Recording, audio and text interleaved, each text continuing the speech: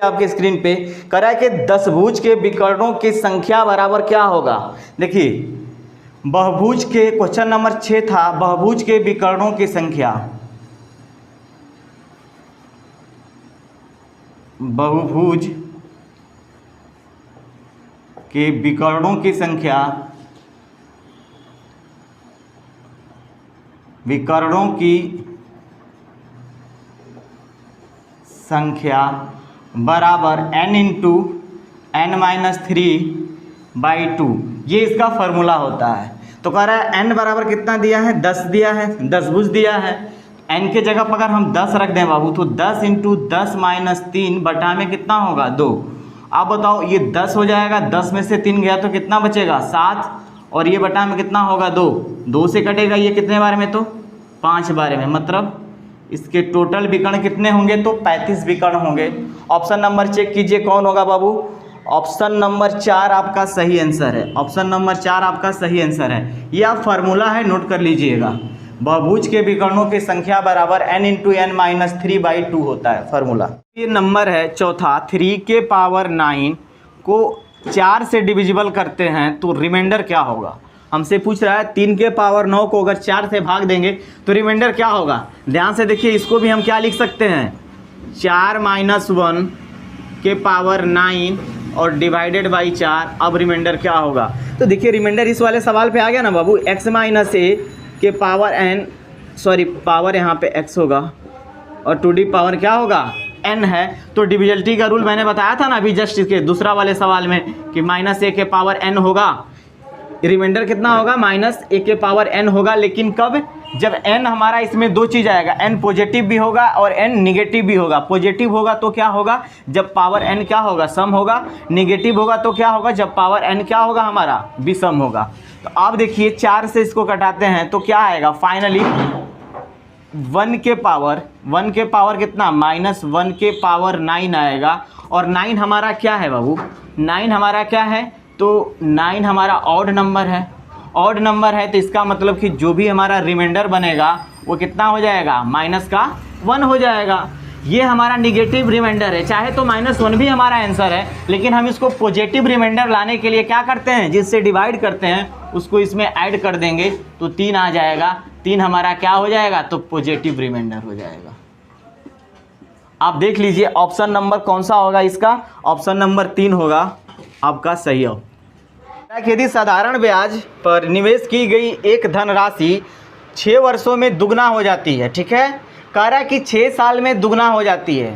पहला, अगर ए, आप इसको क्या मानिए, ये P था और यहाँ पे हमारा A है। अगर कोई धनराशि 1 है तो 6 वर्ष में क्या हो जाती है, दुगना हो जाती है, और यहाँ पे SI होता है। तो इन दोनों का अंतर कितना होगा, 1 आएगा। तो 1 आपका क्या हो गया बाबू, SI हो गया। क्या हो गया, 1 SI हो गया, ठीक।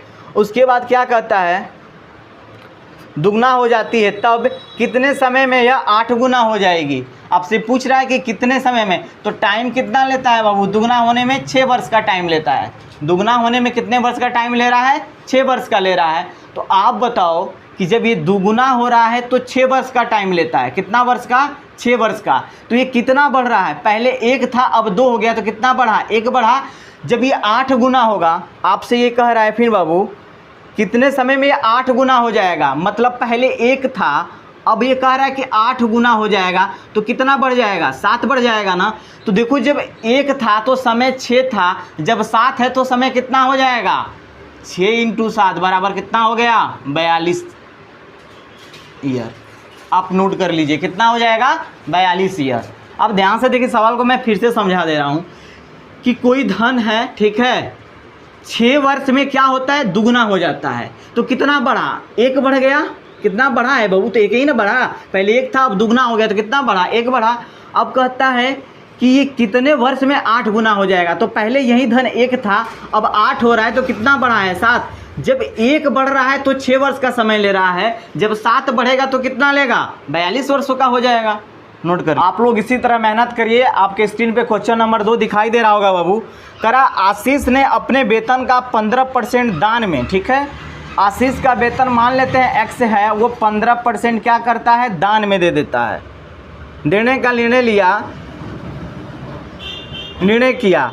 दान के दिन उसने अपना मन बदल लिया। दान के दिन क्या किया इसने? अपना मन बदल लिया और उसने 2896 रुपये का दान दिया।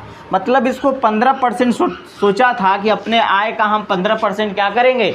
दान करेंगे। बट दान के दिन इसने अपना क्या किया? मन बदल लिया। तो उसने कितना दान दिया बाबू? उस समय दिया 2896 रुपया का दान दिया। ठीक है, जो 15% देने वाला था अपने आय का, लेकिन अब 15% न देकर 2896 रुपया दिया। ठीक, रुपये का दान दिया, जो कि उसके द्वारा पहले तय की गई राशि का 90% है। पहले तय की गई राशि का क्या है? 90, मतलब पहले 15% था और 15% का ही अब क्या है? 90% है। जो राशि ये राशि जो राशि दिया है ये कितना है? 2896। देखिए आशीष था, वो 15% दान देना चाह रहा था, लेकिन ठीक है, जब दान देने के समय उसका मन बदल गया तो वो दान कितना दिया? 2896 रुपया दिया। जो 2896 रुपया है, पहले जो राशि 15% देने वाला था उसका 90% है। तो आपसे पूछ रहा है बाबू, फाइनली आशीष का लगभग वेतन ज्ञात कीजिए। आशीष का वेतन जो आपको बताना है लगभग में कितना होगा। तो आप देखिए क्या करिएगा, हम बता रहे हैं बाबू कि इसको x कर दीजिए, ये मल्टीप्लाई कर दीजिए, तो 15 बटा में कितना हो जाएगा? 100, और ये हो जाएगा 90 बटा में कितना? 100 बराबर 2896। आप देखिए इसमें से कुछ कटेगा तो कटा देते हैं। ये देखिए 0 से 0 कट जाएगा। ठीक है, अब उसके बाद देखते हैं बाबू, ये 5 से कटेगा, 5 तिहाई 15, और ये कटेगा 20 बार में, 20 पाँचे 100। तो ये देखिए 200 हो गया। ये इसके साथ मल्टीप्लाई करेंगे तो कितना आ जाएगा? 200 हो जाएगा। तो हम ये कह सकते हैं बाबू कि 29 x से बराबर, डायरेक्ट मैं लिख रहा हूँ, ध्यान से देखिएगा, ये 200 इसके साथ मल्टीप्लाई होगा तो 6 दूना के कितना? 12, 9 दूना के 18, 1 19 के 9, 8 दूना के 16, 1 17, 2 दूना के 4, 1 5, 5792 हुआ। ठीक है, और देखिए ये 220 था और 10 का मल्टीप्लाई करेंगे तो 200 हो जाएगा, मतलब 2 0 क्या होगा? बैठ जाएगा। ऊपर देखिए 9 बचा है, 3 बचा है, तो 27 हमारा क्या आ जाएगा? डिवाइड में आ जाएगा। ठीक है, आपसे इसका आंसर पूछ रहा है क्या होगा। देखिए कुछ नहीं करना है आपको, 5 7 9 2 00 लिखिएगा। इसको क्या कीजिएगा? 27 से डिवाइड कर दीजिए आप। 27 दूना के कितना होता है? तो 54। कितना बचा? 3 और 9, यही ना बचेगा। अब कितने बार में जाएगा? तो 27 से कम 27, 9 में से 7 जाएगा बाबू तो कितना बचेगा? बताओ, 9 में से 7 गया तो 2, 3 में से 2 गया तो कितना बचेगा? 1। ठीक है, अब ऊपर ले क्या उतरेगा? देखिए 9 तो उतर गया था, अब ऊपर उतरेगा 2। ठीक है, तो हम 27 चौके कितना होगा?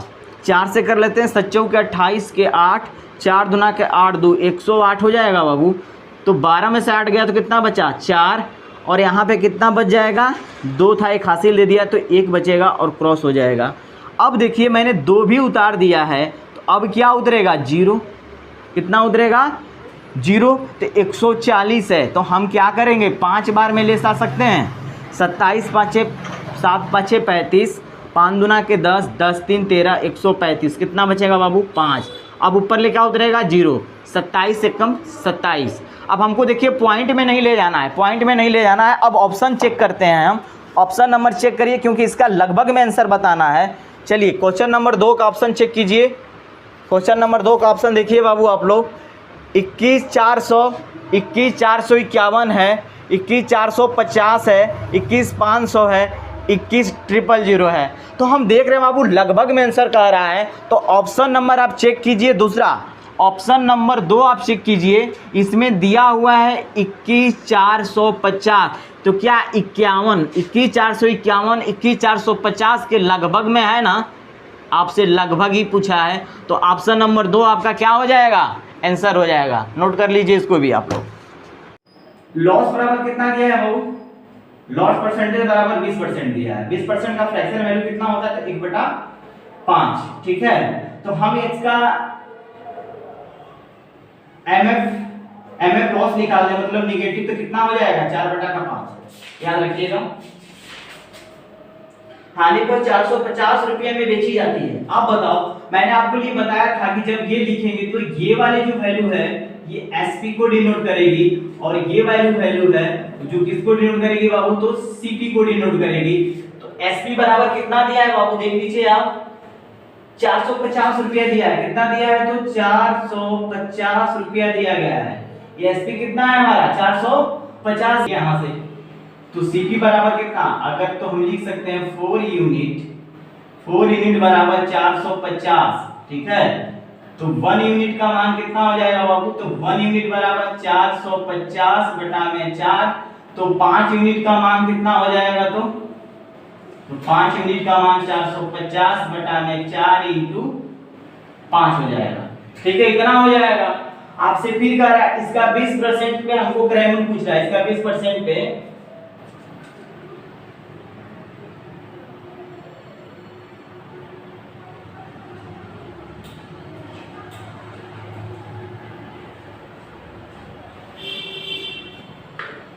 अब यहां से इसका निकाल लीजिए। 4 से देखिए घटाइए, कितना बार में घटेगा, 4 से ये 4 से घटाइए, 4 एकम 4, 4 एकम 4, 4 गुना के 8 और 4 5 20 इंटू कितना होगा, 5 बचा है तो 5 से मल्टीप्लाई करें तो 50 25 के 5, 10 2 12, 5 एकम 5 1 6, 500% लाभ पे, तो 20% का कितना होगा, 6 बटा 5, 6 बटा 5 हो जाएगा।